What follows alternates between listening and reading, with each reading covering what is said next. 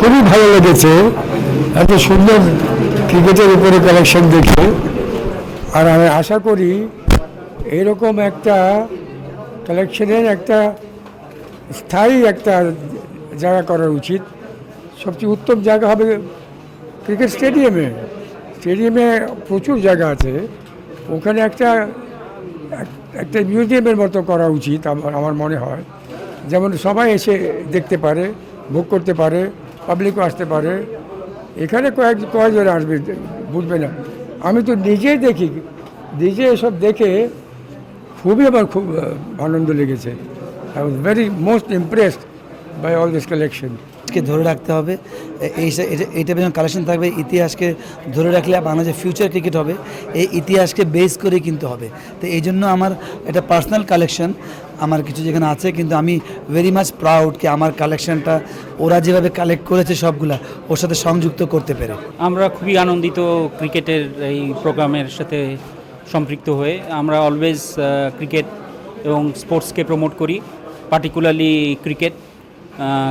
ক্লেমন, অনেকে ক্লেমনকে বলে C lemon, আমি বলি সিতে ক্রিকেট লেমন। ক্রিকেটের পাস্ট, প্রেজেন্ট, ফিউচার সব কিছু নিয়েই আমরা ইনভলভ থাকতে চাই। ক্রিকেটের মানে 360 ডিগ্রিভাবেই আমরা থাকতে চাই ক্রিকেটকে নিয়ে, এবং এটাই মানে it makes us proud and we are really happy to be part of it. অনেক ভালো লাগছে, চিটাগং থেকে এত জার্নি করে কষ্ট করে আসলাম, এই ফেস্টিভ্যাল দেখে এগুলো ভুলে গেছি, কষ্টের কথা ভুলে গেছি। আর আসলে অনেক আনন্দিত। এটা আমার ব্যক্তিগতভাবে এটা দ্বিতীয়বার আসা। আমি প্রথমবারের ফেস্টিভ্যালেও আসার আমার সুযোগ হয়েছিল। তো ক্রিকেটকে ভালোবাসি, ক্রিকেটের সাথে সংশ্লিষ্ট আছি, এটা ভাবতেই ভালো লাগে। আর বিসিএসের মতন একটা সংগঠনে আমরা জড়িত আছি, সেটা আমাদের জন্য খুবই গর্বের আমরা মনে করি। রিসেন্টলি বিসিএসের উদ্যোগে চট্টগ্রামে অনূর্ধ্ব 19কে খেলার দিক উৎসাহিত করার যে একটা প্রজেক্ট ছিল, সেখানেও আমরা ছিলাম, আমাদের চট্টগ্রামের মেম্বাররা ছিল। এবং আজকে যে ফেস্টিভ্যালটা হচ্ছে, আমরা খুব আশাবাদী যে আমরা চট্টগ্রামেও আমরা এই ধরনের একটা ফেস্টিভ্যাল আমরা করব। এবং গত পরশুদিন আমরা বিসিএসের দ্বিতীয় প্রতিষ্ঠাবার্ষিকী উপলক্ষে চট্টগ্রামে আমরা একটা ছোট আয়োজন করেছিলাম। সেখানে ইমরুল কায়েস উপস্থিত ছিলেন এবং তিনি বিসিএসের সাথে কেক কেটে সেই অনুষ্ঠানটি উদ্বোধন করেছিলেন। তো এই জন্য আমরা খুবই গর্বিত যে বিসিএসের মেম্বার হিসেবে আমরা এইভাবে বাংলাদেশ ক্রিকেটকে বা ক্রিকেটের জন্য সামান্য হলেও কাজ করতে পারছি।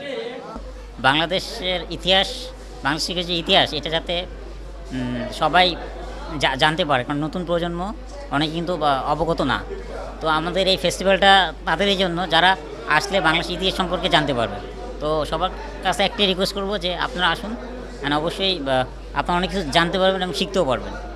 এবং আমরা চাই ক্রিকেট এগিয়ে যাক, যে ধরনের ক্রিকেট হোক, আমরা ক্রিকেটের সাথে আছি, অলওয়েজ ক্রিকেটের সাথে থাকবো। এটা তো আসলে আমরা সাপোর্টার হিসেবে যে জিনিসগুলো খুব আশা করি, প্লেয়ারদের অটোগ্রাফ দেখবো বা কোনো হিস্টোরিক্যাল ব্যাট যেটা ইউজ হয়েছিল, তো এই সুযোগটা সবাইকে করে দেওয়ার জন্য যে সবাই একদিন এই সুযোগটা পাবে, সবাই একসাথে দেখবে, এটার উদ্দেশ্যই করা। আরেকটা উদ্দেশ্য হলো আমাদের ক্রিকেট ইতিহাসটাকে আবার একটু ঝালাই করে নেওয়া, আমাদের যেটা বর্ণাঢ্য ইতিহাস আছে সেটা সবার সামনে নিয়ে আসা।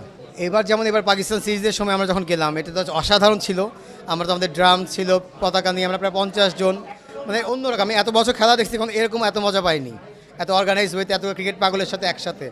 আসলে শুরুতে আমাদের এরকম কোনো প্ল্যানই ছিল না যে আমরা এরকম একটা সাড়া পাবো। 2 বছর যেভাবে আমরা কাজ করলাম এবং সবাইকে নিয়ে, এখন একটা জিনিস হয়েছে যেটা সমর্থকদের মধ্যে বিসিএসের প্রতি একটা বিশ্বাস অর্জন, এটা একটা খুব বড় একটা কাজ হয়েছে যে এখন বিসিএসে সমর্থকরা বিশ্বাস করতে পারছে না এটা একটা অ্যাসোসিয়েশন যেটা সাপোর্টারদের জন্যই, এখানে আর কোনো এটার কাজ নেই। এটা হচ্ছে আমরা এই সময়টায় ক্রিকেটটা একটা প্ল্যাটফর্ম যেখানে আমরা দেশের প্রতি ভালোবাসা দেখানোর একটা সুযোগ আছে আমাদের। তো আমরা এবং এখানে আমরা কোনো দল মত সব রাখবো না, সবাই একসাথে মিলে দেশকে ভালোবাসবো এবং ক্রিকেট হবে আমাদের সবার একটা কমন প্ল্যাটফর্ম। বুঝবি বাংলার বাক কারে বলে। ইন্ডিয়া, তোমরা বাংলা ওয়াশ এবং বাংলা ভাষা সম্পর্কে এখনো ইন্ট্রোডিউস না। আই হোপ, উই হোপ তোমরা এবার বাংলা ভাষা এবং বাংলা ওয়াশ সম্পর্কে ইন্ট্রোডিউস হবে। ভালো আছো? কি কমু ইন্ডিয়া আইতাছে এই সম্পর্কে কও। ওই মে মজালন মে ইন্ডিয়া যে কোনো কথা নাই, ওরা টিম হইলো মে কি কমু আর কারা ইন্ডিয়া রে, কারা মার, ওরে মার ভাই, ওরে মার। খুব খেলার শখ হইছে না, আয় একবারে এমন দেওয়া না, খেলা দেব সবকিছু ঠিকঠাক থাকলে এইবার ইন্ডিয়ারে পুরা দেবো আনে। ইন্ডিয়া পাকিস্তানের পর এবার ইন্ডিয়া আসো ধরাই দিবানে কি ইন্ডিয়া আসতেছে পাকিস্তানের খবর দেখো নাই ওইটা দেখে আসো। ওরা এসে পারবে না। বাংলা টাইগাররা আরেকবার বাংলা ওয়াশ করবে। মামা ইন্ডিয়া নাকি আমাদেরকে হারাইতে আসতেছে। কি করলে হাঁকতে? না না না মামা হাঁকতে না হারাইতে আসতেছে হারাইতে। এইয়া কয় কি? ওই বলে হারাইতে যাচ্ছে।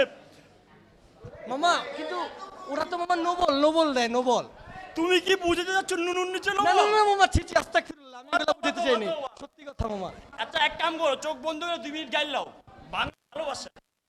লুল আমি আসো বাই বাই।